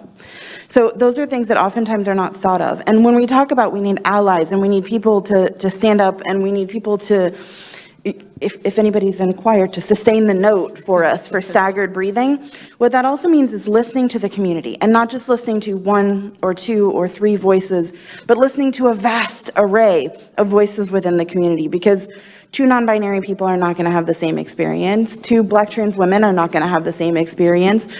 So we need to listen to multiple voices of the multitude across the community. There needs to be no about us without us, right? So being included not only at the table, but in the advocacy work. Is this okay? Checking in with the community. Does this feel safe? Are we supporting your voices in the way that you want to be heard? In terms of the community, I will echo what Lucas and Carvel said with, there's room. And the biggest thing that I get as a genderqueer or non-binary person is even within the trans community, non-binary and genderqueer, gender diverse folks are told that we are negatively impacting the capacity for binary trans folks to get access to rights, as though we are further being othered, as the whole trans community has previously been othered to the cisgender LGBTQ plus movement, right? That trans folks potentially negatively impacted the rights of gay, lesbian, bisexual, and queer folks to be able to get rights. So noticing how those trans-based, non-binary-based biases exist in those spaces. As a therapist, I have to say, question your implicit biases. If you notice something, notice it, and ask yourself why. Sit with it. It's okay to be uncomfortable, and then go and find the resources. Something that Lucas and I had also talked about is if you're going to folks to consult with them, if you're going to listen to trans voices, pay us for our time. Pay folks for their lived experience. No, thank you so much. And, I have been told straight to my face that the trans and non-binary community is holding us back as a whole. I have been told this straight to my face. And I kind of looked at the person and I said, can you elaborate? I was very taken back, and they just felt that, you know, L, G, and B are sexualities and T is gender. And they just went into this whole thing, and it's going like right over my head because I'm boiling. Because at the end of the day, it's like, well, then where do we fit in? Like, we're human. We want to be with everybody else. And, you know, the heterosexual community looks at us trans folks as, I don't even have to go there. And then sometimes we feel rejected by the LG and the B community, you know? So my next question, and I'll throw it to anybody, is in what ways do you wish folks would show up? And one thing that I want to start off with is in your committees, on your boards, in your groups, if you don't see trans or non-binary people there, invite them. I promise we can advocate for ourselves. We can be an asset to your group, to your committee, to your board. And, you know, especially in the nonprofit sector, we often see that there is cisgendered gay men who will advocate for everybody. But we are such a diverse community, and there are more than 1, 2, 3, 4, 5 people that can advocate for their communities. So please look at your boards and your committees and say, I don't think we have anybody who's trans or non-binary, and invite those voices in, and I guarantee you, you will be pleasantly surprised. So I would love to throw to anybody who wants to jump in. What are some ways that you wish folks would show up for us? Sure. So as I mentioned, thinking about the barriers in which people are unable to access your spaces. If it's that your space is predominantly only available during certain times of day, if you don't have bathroom facilities, if your bathroom facilities use those signs that are like a mermaid and a centaur, please don't. So considering the barriers that folks have in order to be able to access your space, we want to be there. We want our voices to be heard, because we also want you to hear our voice and to stand beside us. Yeah, to be an ally, just be there, like checking in with checking in with us. I mean, just being there. Just piggyback on what you said. Yeah. And I would say, like, pay attention. You know, things happen around us all the time. You know, if you see a trans person being, you know, misgendered or mistreated, say something about it. You know, like it's not safe a lot of times for most of us to stick up, even for ourselves. You know, if I was in a situation, or I'm going to use Abby as an example, if Abby were in a situation and not feel safe, like that, you know, maybe is not an LGBTQ plus welcoming environment, and for some reason they have to be in that space, and that somebody is misgendering them, right? I know that if they're uncomfortable, they're not going to say something because they might not feel safe, right? But if I'm there, I'm going to use my privilege and be like, this is my friend Abby. Abby uses they, them pronouns. Like, can we be cool here? You know, like, and advocate for them to stop misgendering them, right? And if that doesn't stop, we're going to leave, you know? So you might be in a situation where you literally see a stranger, right? And someone's just being mistreated. Say something. Don't just sit there, because by sitting there and being silent, you're adding to the problem, right? But otherwise, just showing up and speaking. But also be cautious. Don't speak on our behalf, right? You can't, if you don't have the trans experience, you can't speak on your experience as a trans person if you're not a trans person. But, you know, take the space, you know, utilize your voice to speak up for trans people. And when possible, make spaces for us to be there to share our experiences and you know, widespread that education. What's the saying? A voice of silence is a voice for the oppression? Yes, yes, that's what I was trying to say. Thank you. Absolutely. Abby, I'm going to throw this one to you. What's one thing you wish people knew about trans and non-binary people? We just want to live our lives.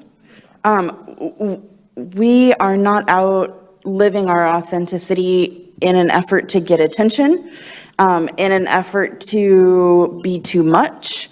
We are trying to occupy the space that is ours to step into, existing as truly in ourselves as we possibly can. People don't choose to be trans. We don't choose trauma. I wouldn't choose this for anyone if it were up to me, and yet this is my truth. And so holding that if someone is living out and they're living their true authenticity, giving them the chance to do that. Also understanding that when trans people come out, that oftentimes means going through a second puberty, whether they're taking medical transition or medical interventions or not. So if you think back when you all went through puberty the first time, it might have been a little bit of a shit show, pardon my language. So understanding that as we are coming to understand ourselves, as trans folks are learning to navigate how they walk through the world in their authentic self, giving folks a little bit of grace and space to learn, how do I embody myself in this world and how do I fit in this space? What about you, Lucas? Yeah, I'm gonna say, I always tell people, like, and it sounds so simple, but we don't wrap our heads around it, right? And Carvel actually kind of hinted at this earlier. It's like, we're human too. I used to joke that, they let me out of my cage every once in a while and I eat real food, because that's how I was treated. It was like when people didn't understand, or when I was the only trans person they knew, they didn't even know how to address me. They would talk about my body in a way that was disgusting and dehumanizing, and we don't talk about their bodies like that, so why are they talking about mine, right? And also, they don't know anything about my body. They have not seen it, right? So I would say that, understanding that we are, like Abby said, just trying to be ourselves. We have the right, just like everybody else does, to live our lives authentically and to be here, because if I wasn't living my life as a man, I would not be here anymore. I would not have survived. I could not survive another day in that lie. I was so uncomfortable that I hated my life. I literally hated my life. And I don't think anybody understands how real that is for a lot of us. And unfortunately, that's why we lose people to suicide so often, especially when they don't have the support that they need. And that has been way too real in my life. And I mean, I have lost like one of my best friends to suicide because they did not have any support from their family. And that was the number one thing they wanted. And their family could never come around. So just understanding that, like Abby had mentioned, we get, people say things to us that are just wild. And my sister, when I first came out, told me, well, I don't know what group you're trying to fit into. Friend, there's no group. There was no one when I came out. I was the only person I knew who was trans. And I would not choose to make my life more difficult. No one would choose that. It's not fun. And it certainly wasn't fun when I came out. So we don't choose to make our life more challenging. What about you, Carvel? I know I'm a little bit tired today, so forgive me. We have 4-hour drive, but no, this piggyback when you said, Lucas. I mean, my personal experience, like, there's countless times where I felt that I don't fit anywhere. I don't fit. I'm not. There's times I felt I'm not black enough. I'm not gay enough. I'm not trans enough. I'm not anything like that. That's my personal experience. I went through it like that, and then it's just we just have to treat us as human beings. Just treat us. That's it. That's as simple as that. That's all. No, absolutely.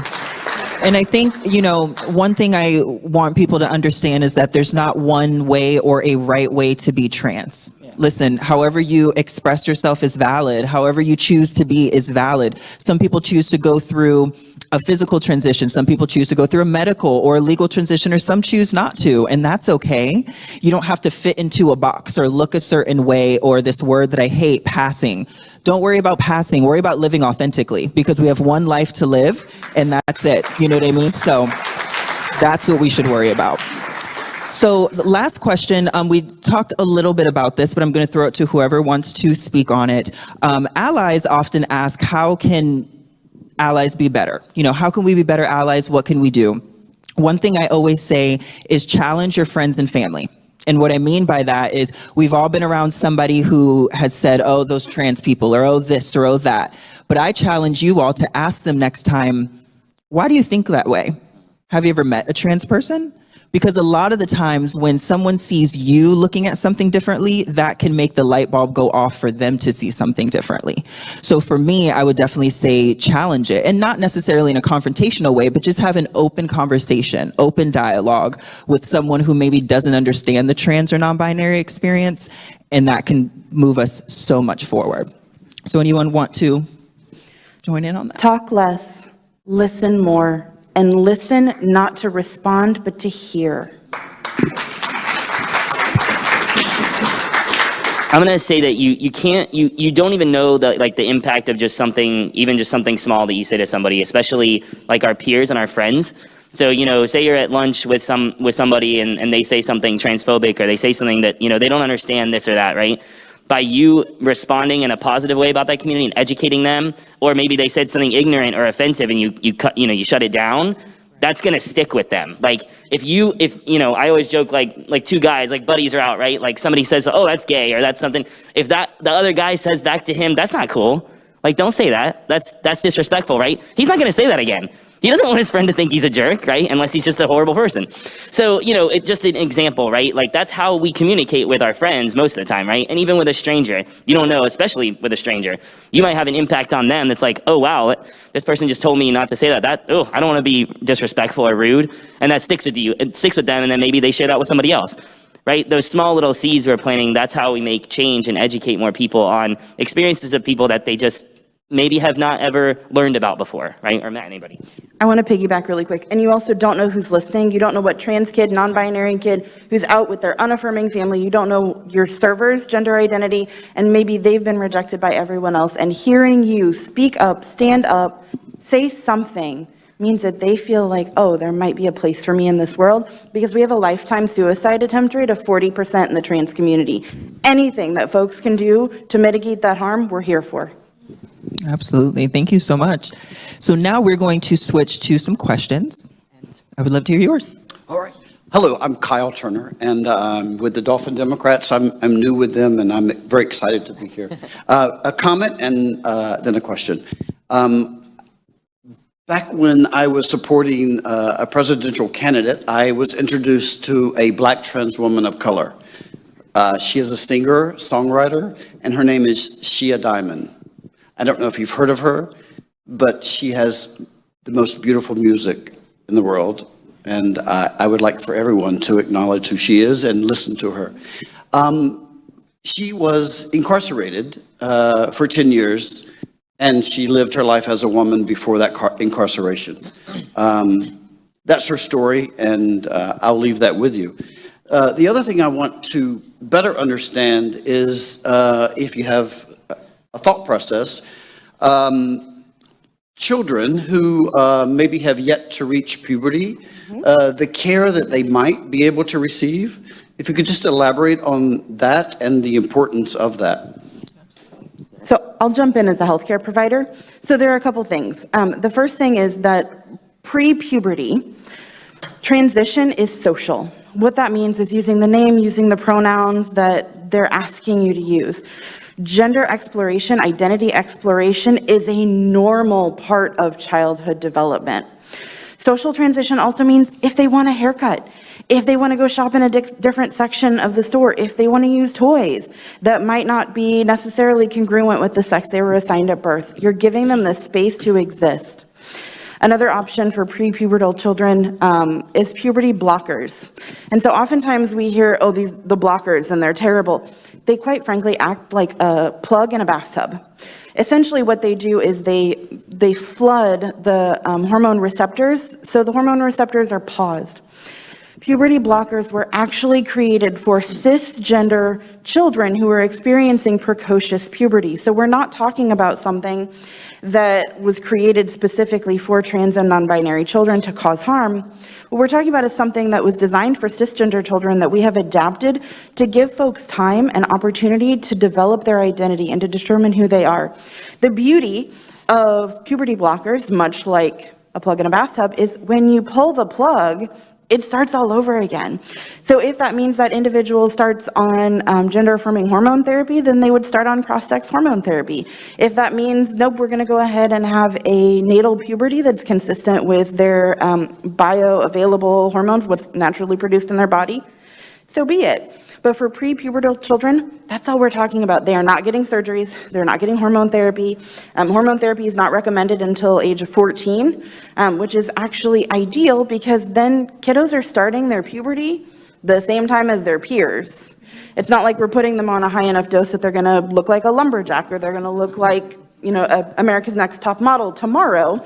They're gonna be at the same pubertal level as their same age peers. So it's more developmentally appropriate medically and also socially. It's so hard to fit in that pre-pubertal teen age. And so timing things out like that means that folks have the opportunity to fit in with their peers. Awesome. Thank you so much. Yeah. Hi, my name is Robin Witt. I'm with the Rainbow Democrats in Orange County. And I wrote my stuff down because, surprise to many in this room, I actually get stage fright. The first thing I wanted to say is with reference to being trans enough is like, it took me as long as I did to come out as trans because I didn't think I was trans enough. I didn't think that I could be out and successful, especially in my career in engineering. So that's just a thought I had. And the other thought I had, I don't really have any questions, so I just want to jump in. Trans imposter syndrome is a well-known phenomenon. Yep. Oh yeah.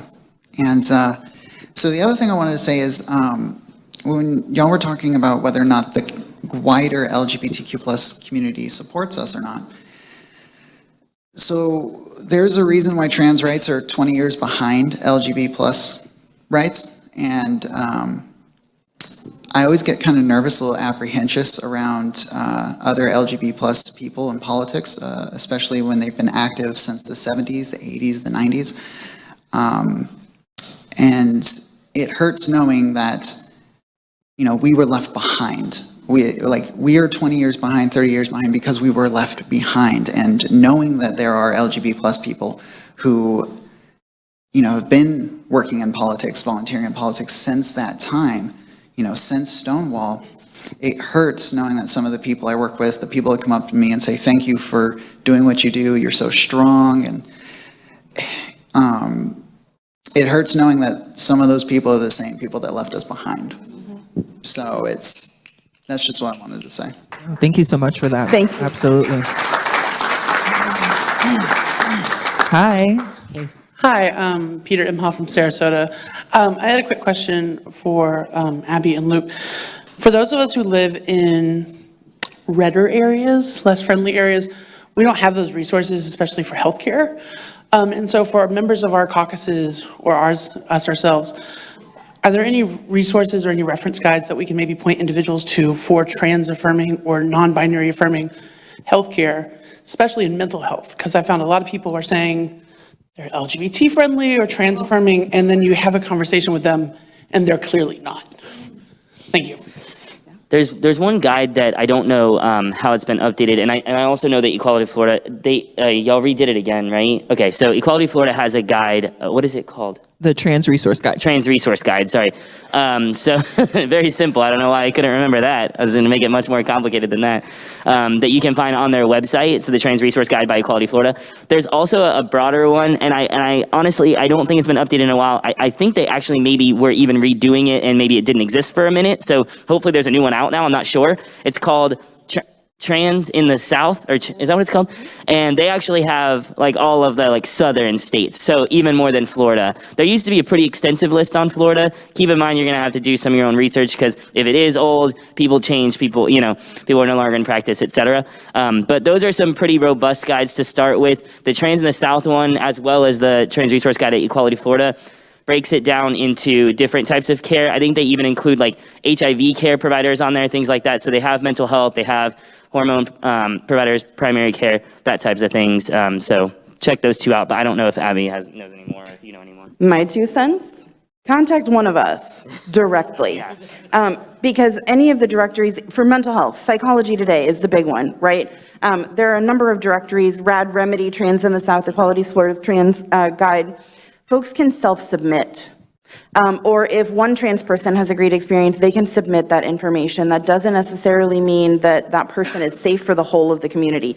So I have referral lists that I maintain, medical providers, hormone therapy providers, mental health providers who I would refer to, and those are people who I would trust with my own care. I will say very, very quickly, the Trans Resource Guide that we have at Equality Florida, in about 2 weeks, we're putting out our next update, and I've had somebody go through and check every single one in there. So everything is super updated. I would also caution that those directories aren't vetted. Like asking actual questions about how they address trans folks and asking how trans providers rate them. That's where there sometimes is a discrepancy where folks will self-submit, but they're not. Yeah. It's a good start to do your research. Absolutely.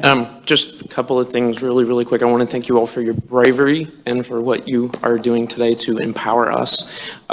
So the first people to stand up at Stonewall were the trans community. So I just want to acknowledge that. Thank you. And for anyone who needs her as a resource, I want to mention Ashley Brundage. She's the Director of Diversity and Inclusion for PNC Bank, and she has a new book out and program called Empowering Differences. It's a phenomenal program, and I want to encourage anyone who needs it to share that resource as well. And I want to acknowledge Amy for her performance on Jeopardy. It was wonderful. Absolutely.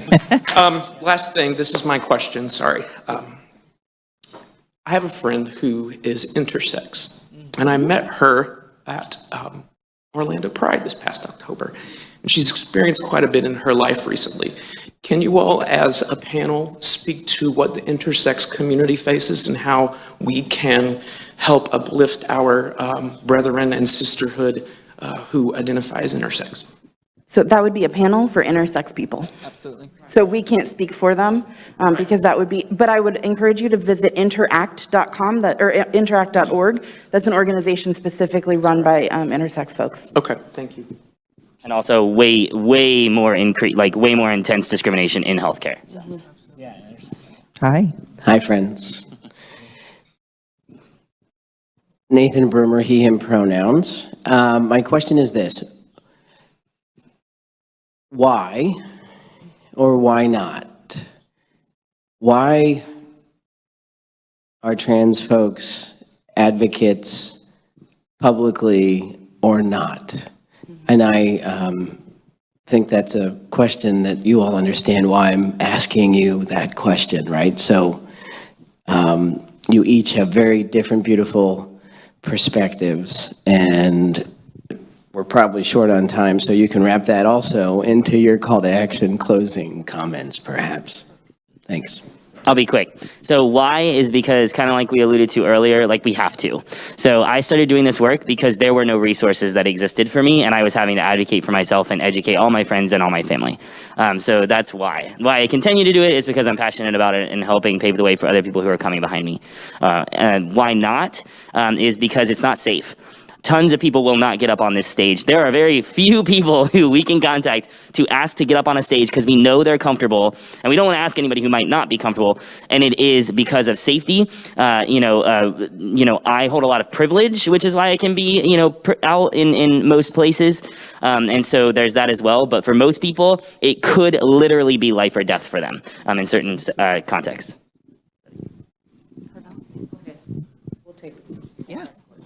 Real quick, besides being a photographer for Hotspots magazine, part of Happening Out, Ellis-Phillips Television Network, I'm also a full-time health educator for a large social service agency in ASO in Broward County. We have support groups and talk groups, discussion groups for addicts of every different drug of choice, for our positive people, for different people that are black men, youth. I can't find of any discussion groups for trans people, trans folks in our county. Are there? And if they're available to you, do you re-access them? I see there's a couple of Sunserve and Rural Planners. And it's important to have discussion groups, talk groups, support groups for trans folk. And if not, how can a social service agency help you do that?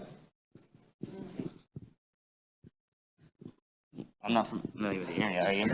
I would say Sunserve would probably be your rival. You don't have to. No? Okay, yeah. I would say I don't think any of us know the area, so we can't answer the question per se, but I would say I'm sure that you could, and you're in that area, right? So I'm sure that you could maybe talk with Carvel about, I'm not volunteering you, but you might be able to talk to... It's something that I have to, it's something, I know he's getting, but it's something that I don't want to elaborate and answer without you further research. So, yeah. But you might be able to reach out to people in your community who might have contacts that you could create one, is what I'm... Oh, you're saying anywhere. Oh, okay. Yeah. No, they're definitely important. They have to be created, but you'd have to vet, people, find people in your community who are interested, who are trans, who are interested in being part of that conversation. But I'm not familiar with that area. I'm sorry. I just want to say this to us as a caucus. You may have seen me move people. If you come up to this mic and a woman is up here, if you come up to this mic and someone is here and you have not heard their voice, I'm asking that you make space. That's what centering is. And so just be mindful of that as we come up, because we want to also hear from folks that we have not heard from. I also want us to think about, when we ask questions, to think about, are we tasking the folks most impacted by it to do that work? Because if it doesn't exist, then we need to create it. And so let's just be thoughtful as we do it, because it really highlights the work that we have to do. And so I will ask that as people come up, be mindful of whose voice hasn't been heard. If someone comes up to this mic who you know identifies as a woman or non-binary or BIPOC, to also create space in this caucus. Okay. Thank you all. Thank you. Thank you. Well, I want to thank you all so much for allowing us to share space with you today. At the end of the day, whether you identify as LGBTQ+, particularly trans or non-binary, we are human. We just want to live authentically like everyone else. And I would be remiss if I did not mention the disproportionate rate of violence that Black trans women face in this world. So please diversify your boards, diversify your committees. If you've never met a trans person, I'm here, come meet me. So please just, we can all work together to make the world a better place. Thank you so much. Thank you to our panelists.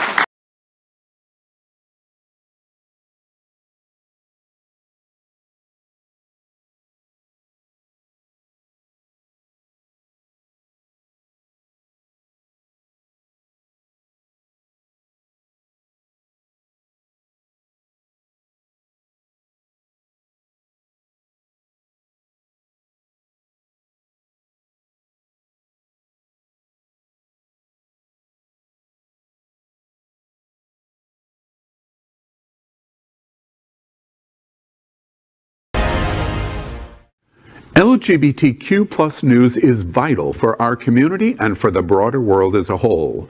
We have enough enemies at Fox News. Tucker, Sean, and Laura are loud. We need passionate allies. Happening Out Television Network, Queer News Tonight, and It's Happening Out are literally out of the closet and into the headlines. Our community needs your support. Like this broadcast and subscribe now to ensure the growth of the entire LGBTQ plus. Don't say gay. This week, Florida's hateful Don't Say Gay will become the law of the land. It's a first of its kind law in America that starts the process of erasing young people, students, and even our identity as LGBTQ plus. It's designed to push us back into the closet. We will not go quietly into the night.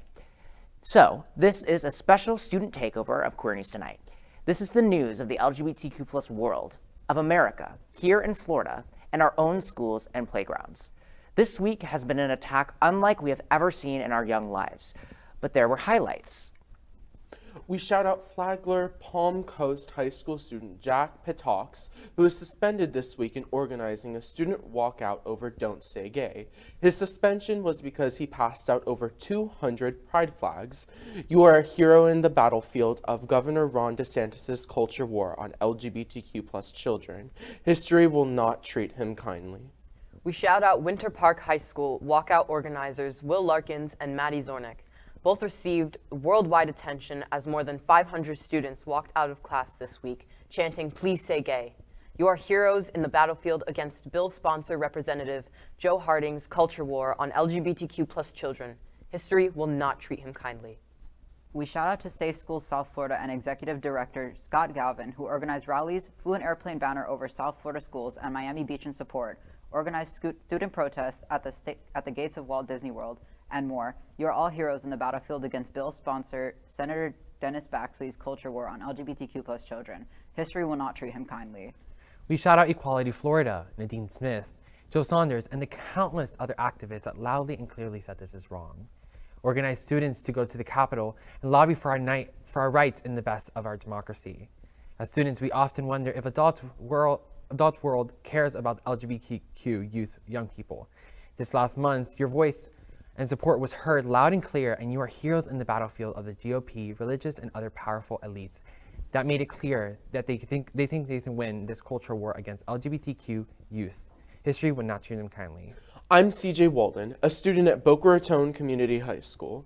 Thank you, and please say gay. I'm Evan Almanzar, a student at Northeast High School. Thank you, and please say gay. I'm Max Fenning, a student at the University of Florida. Thank you, and please say gay. I'm Oliver Echevarria, a student at McFadder Tech. Thank you, and please say gay. I'm Javier Gomez, a student at iPreparatory Academy. Thank you, and please say gay. We are the future of our towns, of Florida, of America, of our entire world. And this is the historic student takeover of Queer News Tonight. Here is why young LGBTQ+ youth fight. Watch. We say gay! We say gay!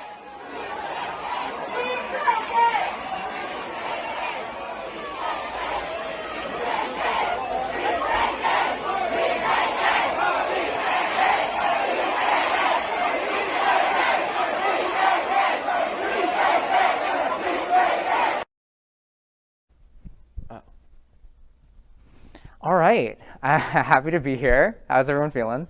I'm good. Nerve-wracking. Excited. I feel like we can have more to say than that. I mean, yeah. My school participated in the walkout. We're a very small school. I have 600 students that go to my school, and about like 75 people walked out of that. That's a pretty big portion of my school. Right. So I was excited to participate in that, and I saw the other videos of other schools, and they were massive, considering that it was a PSD day down here in South Florida. So a lot of people got out early and couldn't even participate. So I was happy to see all the people up north participating in it. Yeah, my school was one of those schools. We had a PSD day, and I was really looking forward to it. And then the bell rang at 11:45, and we were like, how do we participate in this? So I'm glad so many other schools were able to do it. Right. My school had a Don't Say Gay rally during lunches where I chanted throughout the whole courtyard with the principal's microphone saying, "Gay is okay." I'm ecstatic to be here. Prior to me organizing my own walkout at my school, I was really inspired by Will Larkin's walkout and other schools' walkouts on the prior Thursday.